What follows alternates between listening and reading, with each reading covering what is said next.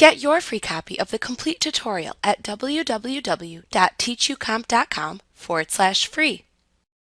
You can convert an image from one color mode to another if necessary. However, since Elements does not offer CMYK color modes, you will have to convert your image in a different application if you want to convert an image in Elements to a CMYK color model. For example, you can convert an image from the RGB display that is used for design on most monitors to a CMYK color mode for commercial printing purposes. When you select a different color mode for an image, you will permanently alter the color values in the image.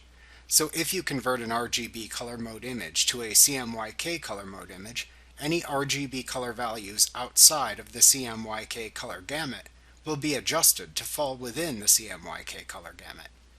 In light of that, you may want to take a few precautionary measures before converting an image.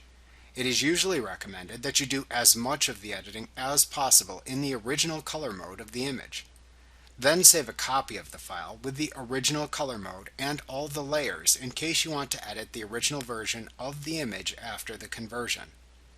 Then flatten the image file before converting it, as the interaction of colors between layer blending modes will change when the color mode changes. To flatten an image which merges all the layers into the background layer, select Layer, Flatten Image from the menu bar. To then convert the flattened image to another color mode in Elements, you can select Image, Mode from the menu bar. From the side menu that appears, select the image mode that you want to use for the image. If a mode is not available for the selected image, then it will appear as being grayed out within this side menu.